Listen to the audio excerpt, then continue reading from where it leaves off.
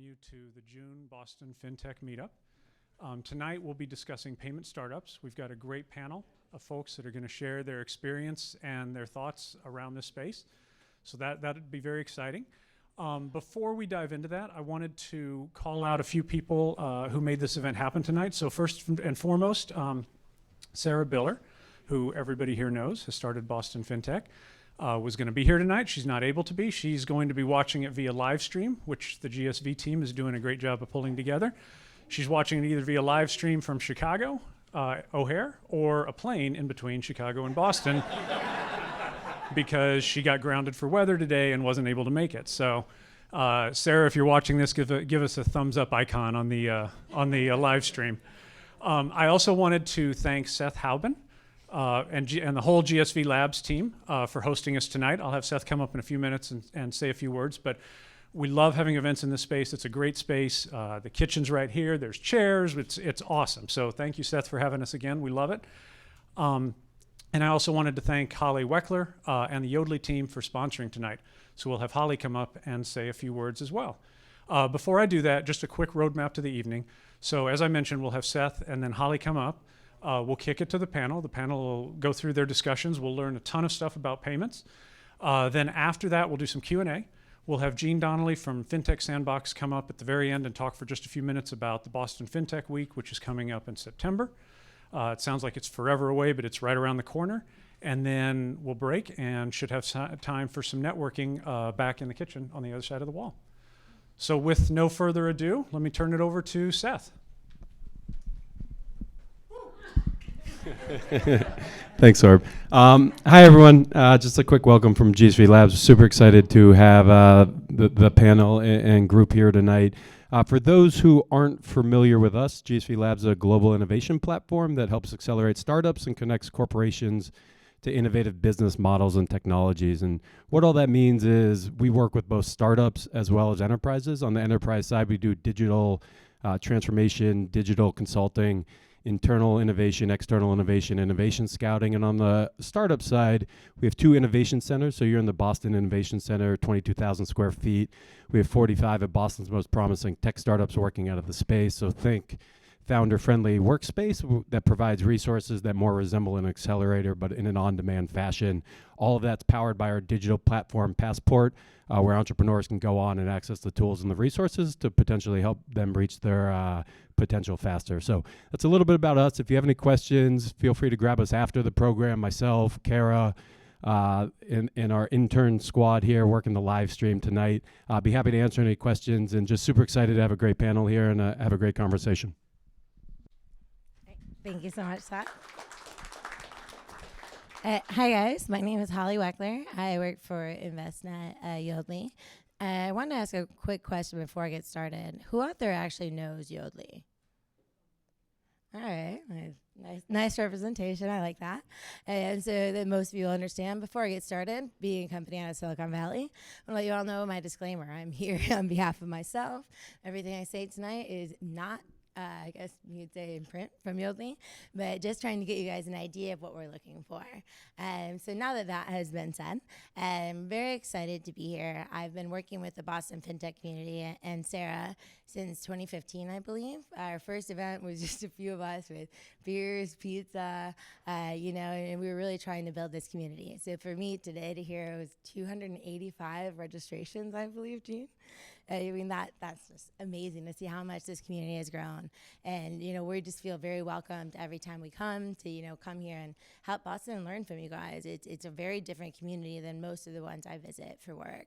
So one of the most exciting, moments for me tonight is this is one of our incubator roadshow stops. So if you guys haven't heard of our incubator, I would love to tell you more about it later. But high level, it's a 6-month program. You actually do not have to relocate because we understand in FinTech sometimes you can't really uproot your life and your family. We don't take any equity, and it's stage agnostic. So we give you our product for up to a year for 1 million users for free, in addition to connecting you with a number of VCs and other mentors in the industry. So that's high level. You can ask me about it, and I'm going to throw it to Jean as well. If I'm not here, she also knows all about the program. And so with no further ado, I'm not only a sponsor, but I'm a panelist. So I'm gonna hand this over to Denise. Thank you, Holly. So for anyone standing in the back, there's room in the front if you want to come over. So we are very happy to have our June meetup on a very interesting topic of payments, and specifically the real-time payments that we have been seeing the most disruption in the banking world. It's more than $1 billion sector in the hub, and according to the recent Forbes article, it is going to become a reality in the largest adoption predicted for 2019. So without further ado, I want to introduce our distinguished panelists. We have Peter Gordon, Head of Growth in PayFi. We have Frank Makrides, CEO of Tunnel, and Holly introduced herself, but I love her title. She is an API FinTech Jedi. That's the best title I have ever seen. Heard?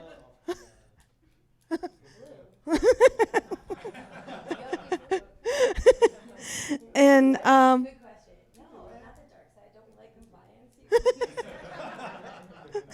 and Peng Cha, partner at Mendoza Ventures.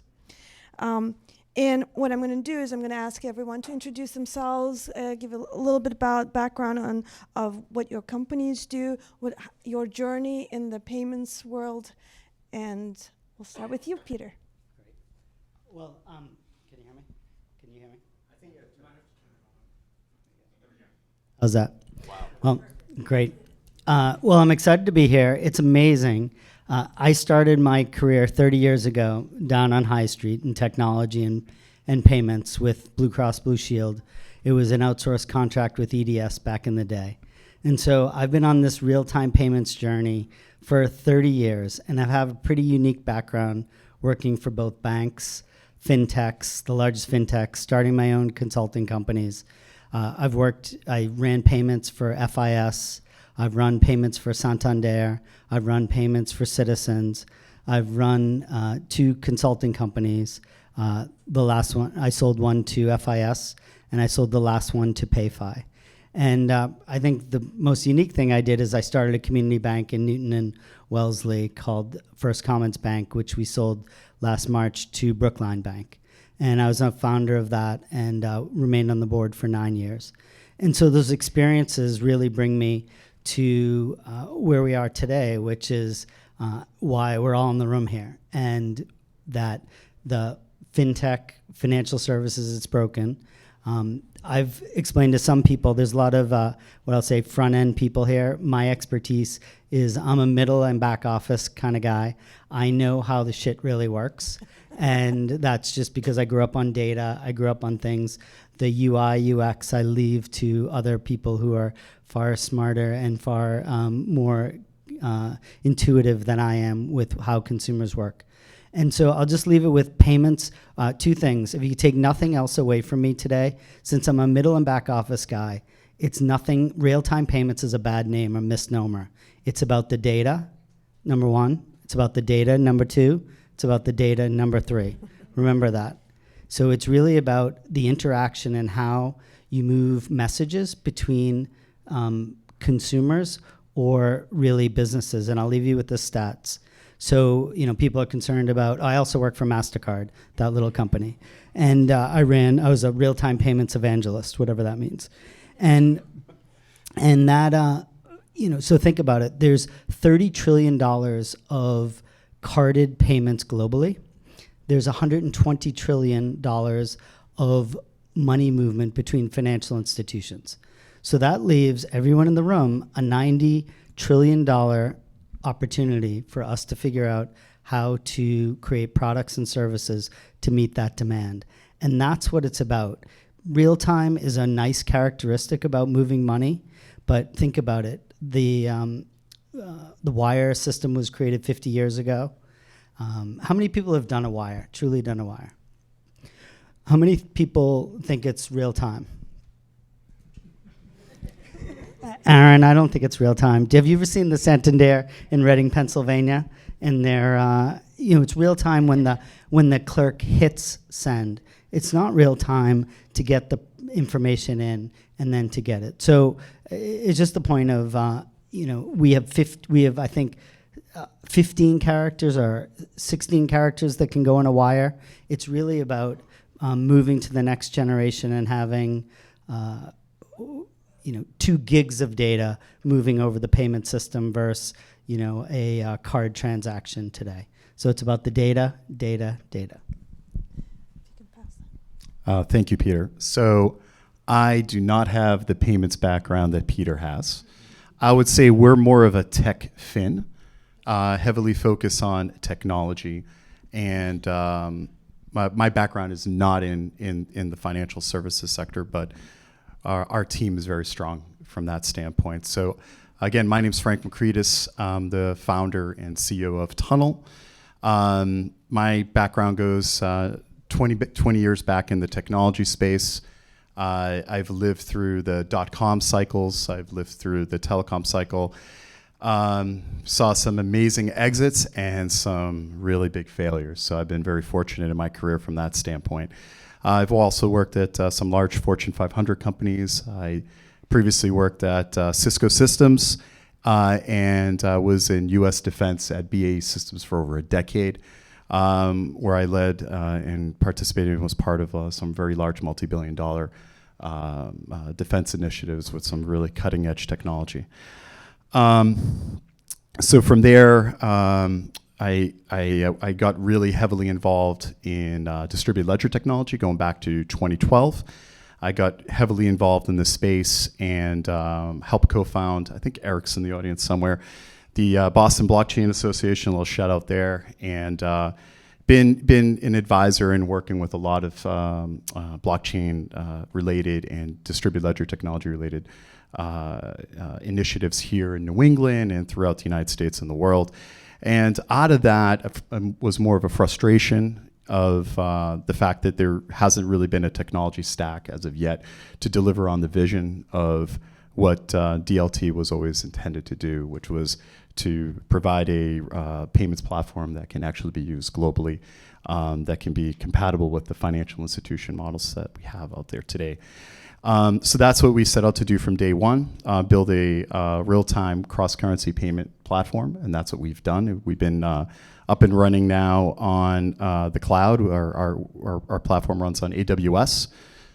We've been running on that now for a year and a half in pretty much production mode, and we're talking with some of the largest banks and financial institutions, some here in Massachusetts and around the world. So we're pretty excited about what we're doing, and we can't wait to get our product out in the market. Thank you. Hey, hello again. Hey guys, as I mentioned earlier, my name's Holly. When I started, I talked to you about Yodlee, but it's kind of an interesting point of how I even got to Yodlee. As we're here with, Boston FinTech, I don't know any of you out there who are, diehard FinTechers that might know Jason Henricks, who's actually my mentor and used to be a big guy here in Boston. Who I actually helped him start FinTech Chicago. Yeah, okay. So yeah, as did I. We just hired an intern today at FinTech. I did remotely, but he's training them. So that's actually how I got hired. Was Yodlee came and was like, you actually know people in Chicago. Maybe you can do Chicago and New York. And now we've branched out into multiple cities. So it's really exciting to be here with you guys today, talking about what Yodlee can do for payments. I would say that a lot of what we do within the payment space is actually enabling innovation within the tools for payment companies to get their mission completed securely and compliantly. We don't actually do money movement ourselves, but as you were mentioning KYC, as we were talking before this, we'll have that follow-up combo about what we can do with our account verification API, which I'll get into later, but definitely don't want to waste too much time on these intros. We've got a lot of really great questions, so excited to talk to you all after. If you have any API questions, happy to help you with that. Thank you. My name is Paul. I'm partner at Mendoza Venture, So we are early stage startup VC funds, and we invest in fintech, AI, and cybersecurity. That's why I'm here today, right? So before my lightsaber turned a little shade of red, I was blue too, right? So, and I was actually at PayPal for 5 years. And so like before I came, Adrian and I are partners, and then we talk about like why so many people want to do payment, why so exciting about it. I lived it for 5 years. So now you ask me about PayPal, I don't know Peter Thiel. I don't know. I don't know why your payment gets stuck, because mine gets stuck too, okay? So I can't fix it for you, okay? If your payment gets stuck in your PayPal account, don't reach out to me. I don't know, okay? Because mine happened too, okay? So, and I asked him, like, why so many people want to do payment? And he said, like, well, you know, there's a bunch of guys over there in Newton, and sold the company to PayPal for $250 million. That's why. Oh, okay, I guess so, right? So that's what we did. And 5 years ago, PayPal bought our company, and we have a pretty nice, interesting exit, right? So, and kind of switch back, jumping forward to now, we are doing investment in payment company, fintech company, AI company. We are one of our investment just closed an A round for $11 million, and we're doing another round, closing anytime now for another company that in the fintech space, based in London, in blockchain settlement. So I've done a lot of things in PayPal, not in back office, all on the front end. And so any PayPal app that you have touch on, like your Venmo app, your PayPal payment app, your PayPal Here app, or anything related to that, I have something to do with it. But if you don't like it, doesn't matter. I don't care anymore. So, okay. So that's my quick and shortest introduction for myself. So while you still have the microphone, we'll get started with the first question. Is so in other countries, in other parts of the world, the traditional forms of the payments are not as deeply as in the United States, and we were talking about this right before the panel. Yeah, okay. We were talking about that credit and debit card use and cash together is still significant in the United States, but we use much more credit and debit cards depending on your area. But in contrast, 40% of the in-person spending in China is done with digital wallets and non-bank platforms. Okay. And actually, a recent thing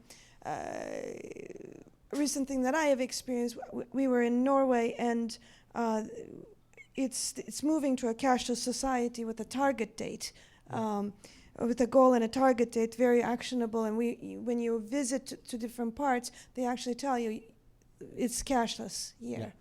So having said that, what needs to happen for U.S. To catch up with farther east and Europe? What is the current state of the payments in U.S.? And I'm actually going to open it up for everyone. But just start with me, right? Yeah, Because you have the microphone. and we talked about it right before. Yes, so I can just. So I think the first question I asked, actually, that everybody here, and including myself, is that why using a credit card is so behind as compared to using a phone, right? I got my meal pay, I got my lunch pay, okay? Whether using card, cash, or phone is, to me, as an end user, really have not much of a difference, right? Now, Yeah. But but I mean that's really been the landscape in the U.S. where other than a couple of pretty dramatic ingenuities, I would say, have come out of the U.S. A couple of companies. So RippleNet has been one where they've trying to use blockchain technology. So again, Tunnel is not a blockchain. We are a true DLT. We're a high performance DLT. We're not a cryptocurrency. We're none of that stuff. We're a bank compliant, financial institution compliant, high performance distributed ledger. If anyone wants to talk about our tech stack, please see me after. It's really cool. And then you also have the clearinghouse with real-time payments. So they've actually trademarked the word real-time payments. So no one can actually even use the word real-time payments anymore because the clearinghouse is done. So those have been really other than RippleNet, I think, and and what the clearance house has done. Everything else that I've seen out there is more or less just APIs for the last so many years. And I think the US market and the global market are ripe for innovation, leveraging digital wallet technology and crossing borders and currencies and providing value not only domestically but globally. I think that's where I see the trends going, and there was a lot of demand for that down in payments, and there were a lot of discussions and talks about that. So anyways, that's my perspective on it. So I'm just going to play off the rail. So the rails are broken, right? So if we have, there was this guy, Bessemer, like he's a Boston guy. He created steel that we run new rails because the rails were so soft they couldn't handle the cars. So back to where we are today, the rails can't handle the data. I go back to this. A card transaction is an 8583, and we did at FIS, we created PayNet, which is the first real-time payment network. I started that network, but it still was 8583. And then I was on the steering committee for the Fed, and we put out the criteria for what real-time payments is all about. And we landed on the ISO 20022 because it's rich data, it's globally, and that's what we're on the journey to do now. I think the clearinghouse has made a lot of, when I was at Santander, I was on the board of the clearinghouse. They're one of the 22 owners. And it's really about enabling the banks to, in the US, we can talk globally. We'll use India or China as the example. The reason why it works in India, if you've been in India, nothing works in India. No disrespect to anything, but one thing works is the payment system. Why? You go through this, like, you're in a taxi from the airport, you're sweaty, you're in this cramped little thing. The guy rolls down his window, he takes out his phone going through the toll booth. He clicks on this, like, disgusting, dirty piece of paper that you can't even make out what it is, but it's a QR code. It works. And you're like, dude, why? If you can do this in India, why can't you do this in downtown Boston? So that's a Paytm. The reason why it works is because the government said, this is the data you'll use. This is the standard you'll use. This is the rail you'll use. Here in the US, in India, because Modi said, we're going to take the money out of the system, we're going to demonetize, we're going to put in new rails. He created the Bessemer project, right? He fixed the rails so the big freight cars can go down it. It's a utility in India. Here in the US, we have these big companies, Visa and Mastercard and FIS and Fiserv and WorldPay, and they don't want things to change. And I worked for those companies. They will change, trust me. They'll change when one of us in the room disrupt that system, and then they'll buy us, and that's great. And that's how it works. Remember, we have almost 9,000 banks in the US. There's no other market in the world that has such a diverse banking system in the US, so we all have to agree. And I do think the clearinghouse is, by the end of the year, they'll have probably 50 banks on board. I joined a company, I sold my consulting company to PayFi to enable banks, and they have a platform. Ex-FIS guys built it in India. They're connected to the clearinghouse, they're connected to the card rails, and we're going to do payment optimization between the different rails to where today it's not perfect. People think you can do a card push transaction. They don't all work. Why? Because there's rules. You can't do a transaction that's over $9,999 on the card rails.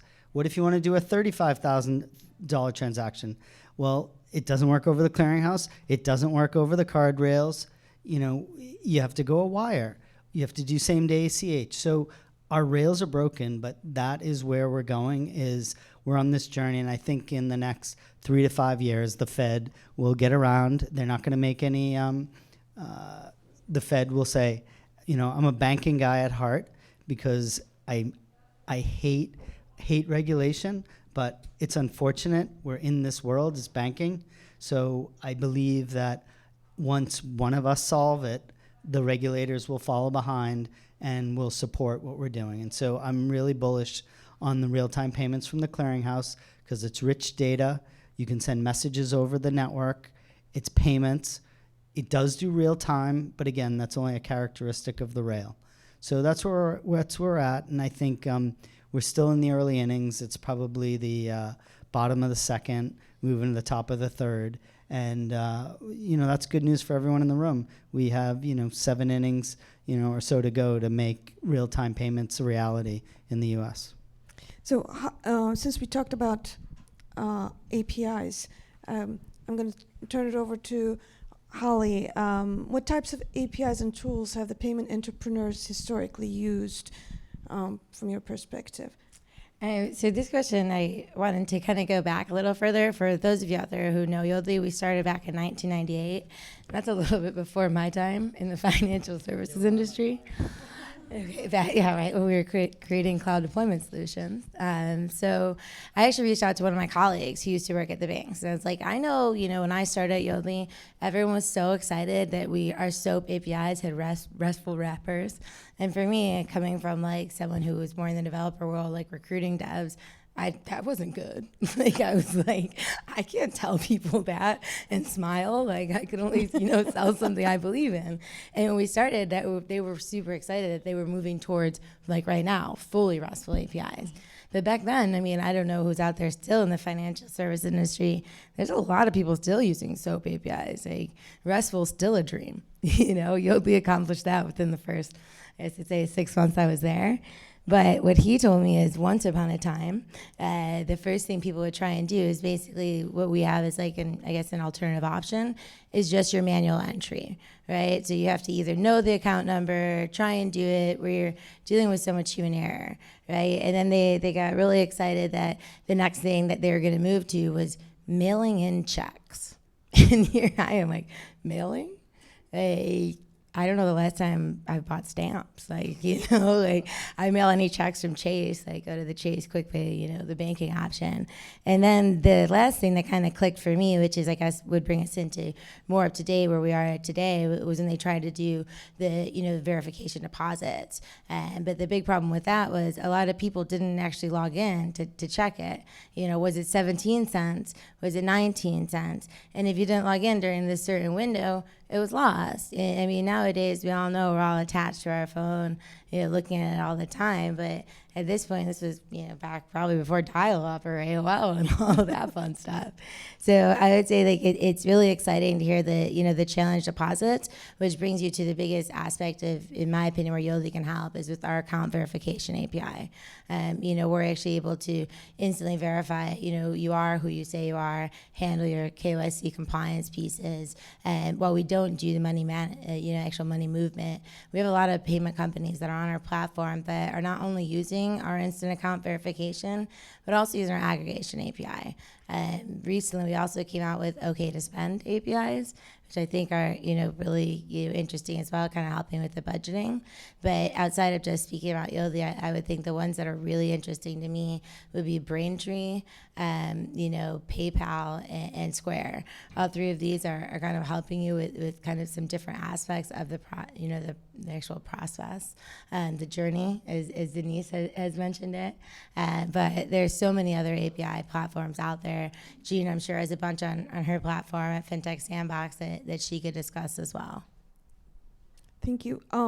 So let's move to a little bit to the. So we talked about current state and we talked about challenges a little bit. Let's move to the some of this data, intersection of data and payments. One of the things we were talking about was the security and identity for real-time payments. This seems to be something that's coming up. So the question will be, from your perspective, could you talk about some of these inherent risks? And also from a venture perspective, if the venture firms are still investing into payments, knowing some of these risks. So yes, we are investing in payment space. We are investing in the security space, right? So I think one of the challenge is that in terms of payment security is much more of the fraud detection. And in fraud detection, there's a lot of challenges in terms of false positive, right? Mm-hmm. I kind of go back to PayPal, right? And you guys probably see a lot of, you have a PayPal account, and all of a sudden, how come your funds get help? Nobody seems to be able to explain that, right? And that's the kind of the black box issue. And a lot of time you reach out to the risk security team. It's like, why is that? And sometimes it's just very hard to explain.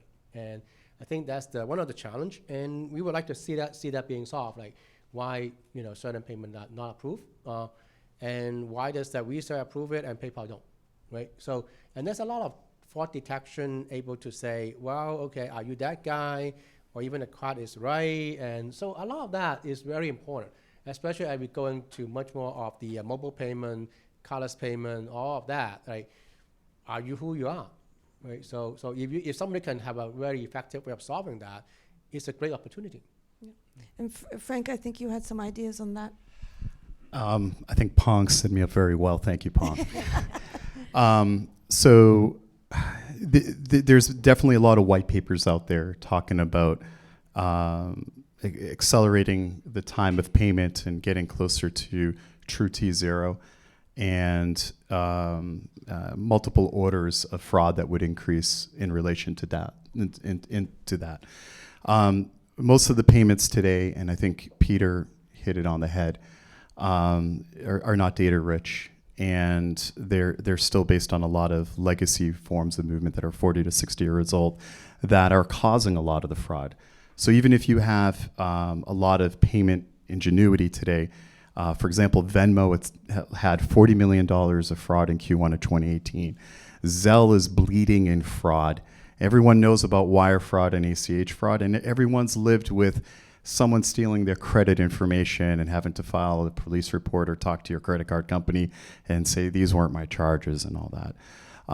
So we started with that at the fundamental and understanding, how do you change the way you can interact and do a value transfer and de-risk that up front. So on our platform, we do something very unique, and we actually base it all around a digital identity. So instead of doing fraud management, we want to do fraud elimination to the best, or mitigation as much as possible. So by de-risking the two parties from a value transfer standpoint and having trust in the value transfer up front. So instead of doing an account transfer to an account transfer, we actually do it from, let's say, Frank to Peter. And there's confidence that I am who I am and Peter is who he is. And we tokenize that in a digital form.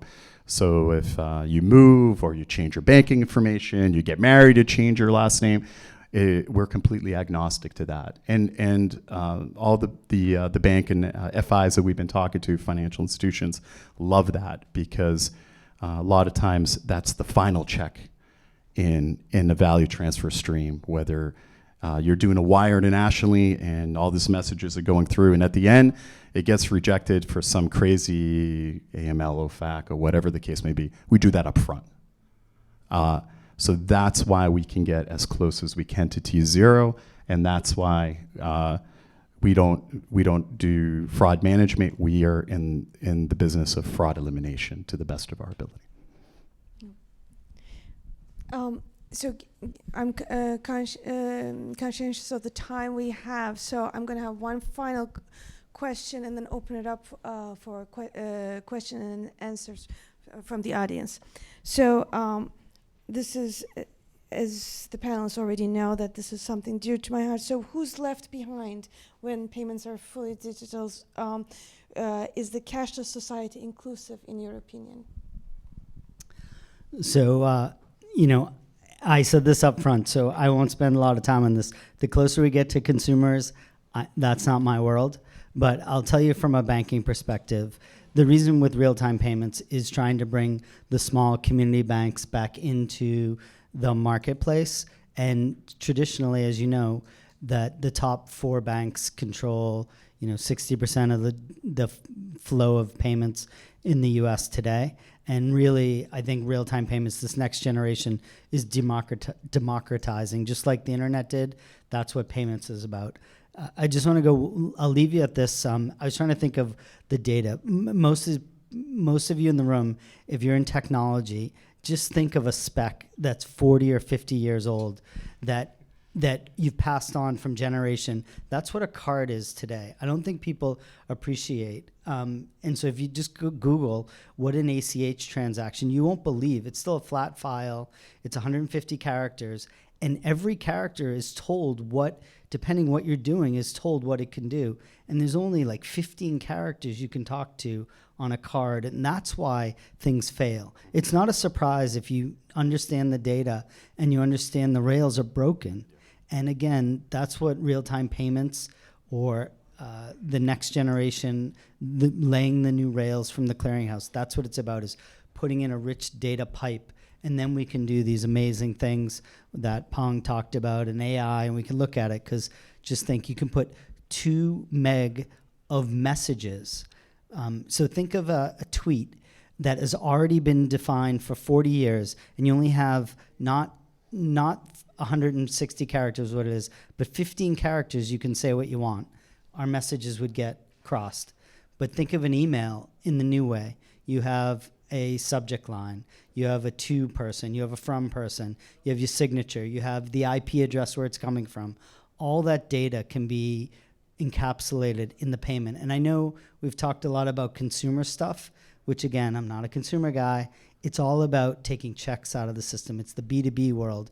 It's the stuff, again, $70 trillion, $90 trillion of commerce that is still to be disrupted, that we're talking about moving over these pipes that are primarily ACH and check today.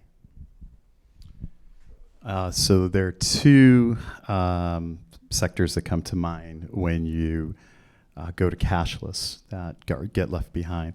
One are the criminals, and the other one are tax evaders. No, I'm just joking. I'm just going to echo what Peter said. I think money movement is going more towards a ubiquitous experience, like an email, where there's going to be a way that you can, instead of sending a message to anyone, anywhere in the world, real time, at almost no cost or zero cost, I see that same ubiquitous experience coming to payments. And we're excited to enable that technology with Tunnel. That's something we've been working very hard on for quite some time, and I think that's something that's needed in the marketplace. So I think digital payments is where the world's going, and I think we are in that second inning, getting into the third. I would have to say I agree, but also I think that there's a lot of companies out there that are working to help, like not leave people behind.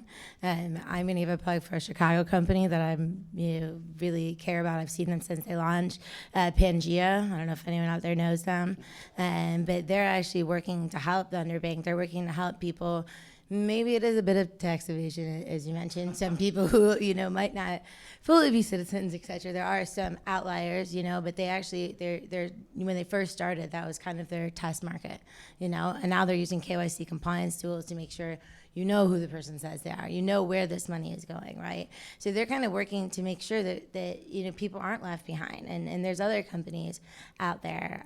I think that the big problem that I'm seeing is how everyone communicates.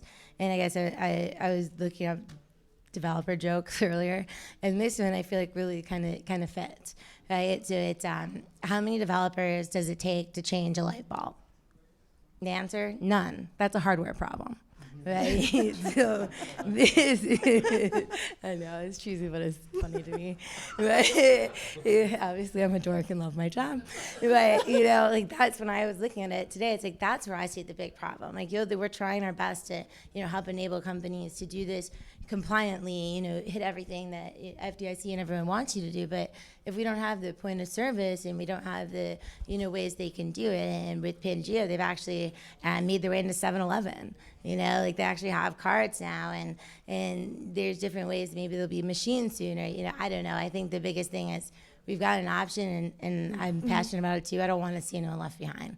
So I think it'd be great to work together to make sure that doesn't happen. Thank you. And Pang, I'm actually going to open the for questions from the audience, because I'm conscientious that this is a great conversation, and we can talk about another hour. Yes. So any questions? Do you want to hang on to that? So what we'll do is I'll run around with the mic. If you guys want to be on the So it's the oldest FinTech in the world. It was started in 1857.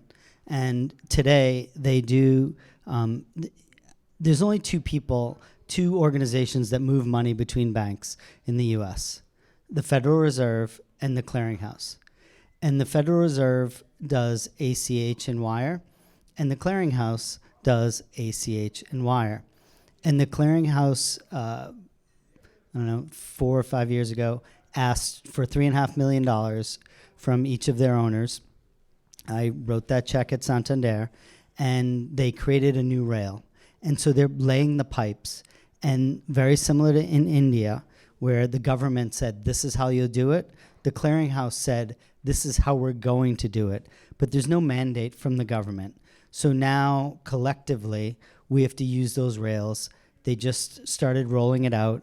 It's still early days. And I believe that will be one of the rails. And I'm absolutely believe there'll be more rails than that, but that is a good first start. And that is the one that's the early adopter and catching a lot of steam because the large banks have all committed to it today. Did that answer your question? Partially. What was the other piece? Can I? Yeah. Do you mind if I add to that, Peter? So, I was a early Bitcoin evangelist, and I still believe in decentralized assets. Just to be clear, to go back to Peter's point, I think there's Swift moves about $5 trillion a day, and in 250 work days a year, it's $1.25 quadrillion, right? So it's a pretty decent marketplace, and that's just Swift. So I think there will always be room in the market for decentralized assets, specifically where you are in the world. So if you're in Venezuela and you're in a tough situation and you happen to be mining Bitcoin to feed your family, I think there is an opportunity there. Where is Bitcoin going to be 5 or 10 years from now? It could evolve to something where it's an option in the marketplace. Is it ready yet for prime time for payments? No. A lot of these decentralized assets, even if they're stable coins, you probably heard of things called stable coins, they still fluctuate in price. So some of them are pegged to $1, they're pegged to €1, but they fluctuate about 5, plus 5 or minus 5, about 10%. And then you got to go sell them on an exchange, and then that's a taxable event. And if you're a business that accepts it, it's a taxable event and paperwork and nonsense and all that stuff.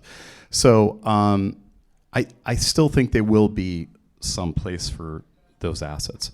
I do see tunnel as an alternative rails. I think RTP is very cool.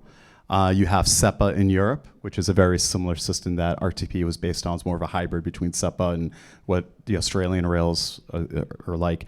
But if you ever use it, it's terrible. IBAN, and you're praying you can't reverse the transaction. We want to do value transfer. You won't do it with RTP. But there will be a place for RTP. There's a place for credit. There's going to be a place for all these systems.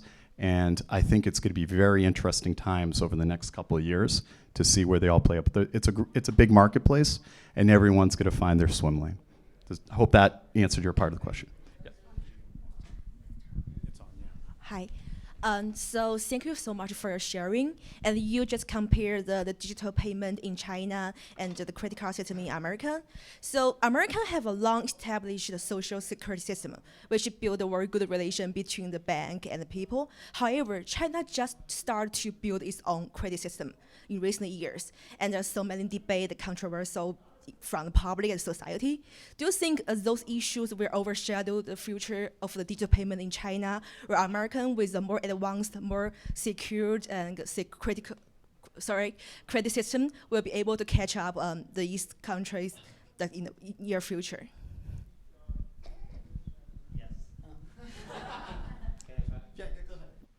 My answer is very simple. China is China. It's not America, right? So in the past 30 years, China has gone from almost nothing to today. It's a great miracle by itself. But we all have to be mindful, China is China. We eat Chinese food. We call them food, not Chinese food. So it's different, okay? So you know, it's like a lot of things that apply here doesn't apply there, right? Okay. And actually, we don't eat dogs, okay? What do they call cheeseburgers? We have no. It's called cheeseburger.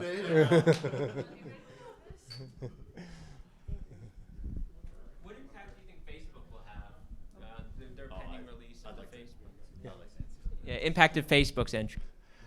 Okay, so Facebook tried this 10 years ago with their own virtual currency. So this isn't their first run at the game. And just because it's Facebook doesn't mean it's going to succeed. There's not a lot of information. There's some tidbits of what they're trying to do. So my understanding of this, and I might be wrong, on the streaming people, don't beat me up on this. There's also been a lot of contradiction in what they're trying to come up with. So my understanding is it's an Ethereum-based. In Ethereum, if those that don't know it, it's like a Bitcoin. It's a cryptocurrency, and you can create tokenized assets on it. And these tokens that they're looking to create will be stablecoin type tokens, and I think they're looking at a handful or more currencies around the world, and then that would interface to their messaging app. WhatsApp, and you'll be able to make payments through these stable coins, and then you'll be able to buy and sell them on exchanges.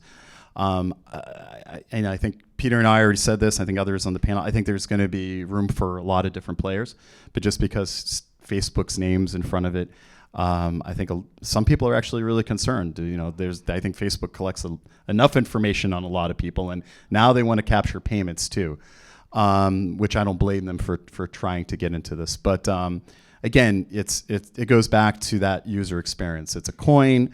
You got to then go to an exchange, or you got to sell it. It could be a taxable event. It might fluctuate in price. No one really knows, because if it's truly going to be a decentralized crypto asset, anything is possible. So that's all I know about it. I don't know if anyone else here likes to add to that. But the only other thing I'll add is, so there was a little company called Google, and they tried Pony Express. So Pony Express was supposed to revolutionize consumer bill pay. The reason why it didn't work, again, is because our rails are broken. So they're trying to get around the rails, and then when you try to get around the rails in the US, we have these things called regulators. They don't like that, so they try to push you back onto the rails. So this is why you guys are hearing the drumbeat. We need new rails, right? So that's why, and I'm not saying the clearinghouse will be the only one, but that's the one out the gate.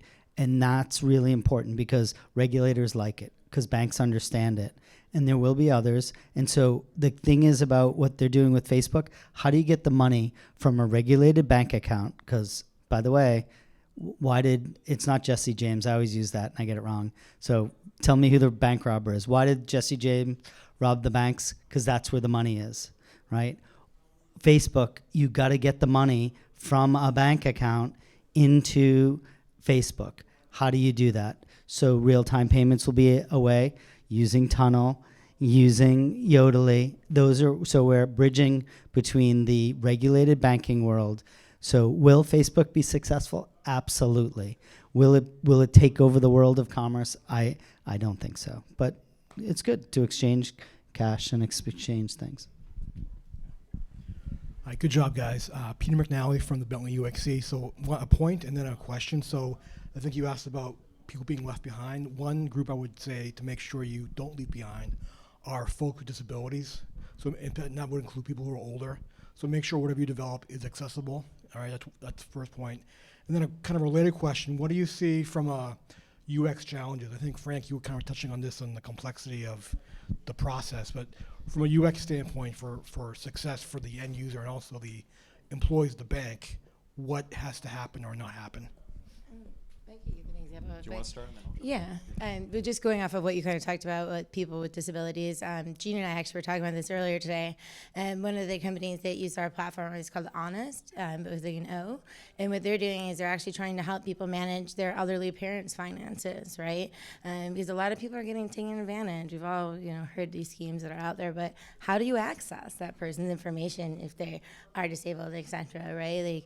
There's a lot of legal paperwork that can go into that. So I would say that Yodlee is very conscious of this and of this demographic, and we've had a number of companies that are on our platform that are thinking about it.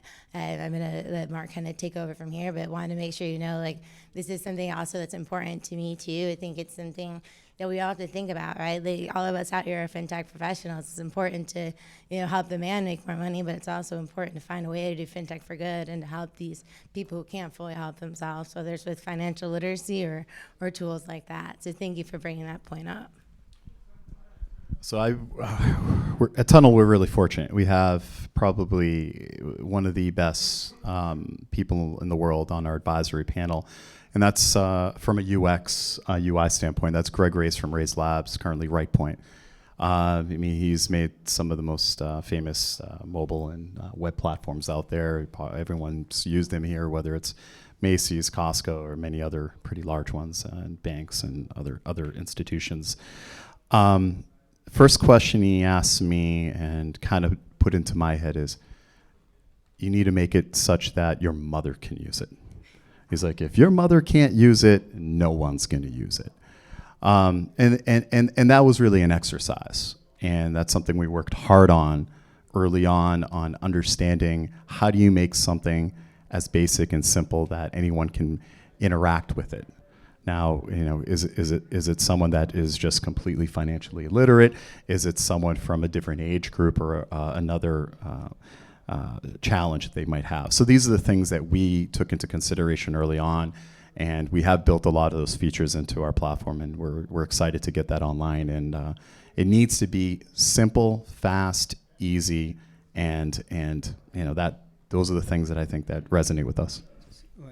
Just one quick one. So it's a good question, and I mentioned I'm not a UI guy, but I did partner with a company called OV Loop. It's a shout out. And Will Grayland, he sold his last company. He's our lead advisor. He sold it to Samsung for $200 million to become Samsung Pay. He's local.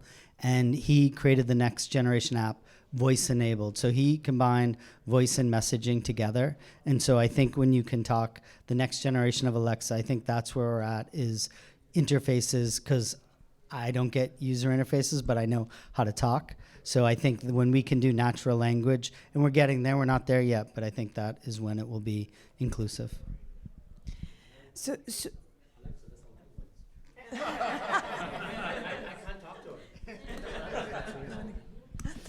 So we're on that note. Yeah. They definitely don't listen to me. So we are out of time, but our panelists will be around and then for another few minutes after the panel while we're doing the networking and enjoying our drinks. So with that, thank you very much to our distinguished panelists. I have a couple of announcements before we move on to the networking time. In addition to our distinguished panelists, thank you to Yodlee for the sponsorship and GSV for the space and live streaming. We really appreciate it. And I know I'm between you and some drinks, so I'll keep it quick. Our next meetup on July 9th will be a joint meeting with AI in Boston FinTech. This is the first meeting for AI in Boston FinTech, and this will be combined. So July 9th. And Jean will be coming over for an announcement. And you are the last. So I'm the last one. Okay, I'm the last thing between you and drinks. So Boston FinTech Week, for those of you who don't know, is a week long of FinTech-focused events. Amazing panels like this. Hopefully we can continue the conversation and take it even further. It's September 9th through the 12th. The app is up on Splash. If you go Boston FinTech Week 2019, you'll start to see as things start to come together. So right now we're trying to get folks who want to be involved with the week. Last year we had 47 events, 3,000 people that came over the course of the week. So hopefully you guys can come and attend. We highly, highly recommend it, covering all the different sectors. So watch the space, I guess. And then if you want to get more engaged,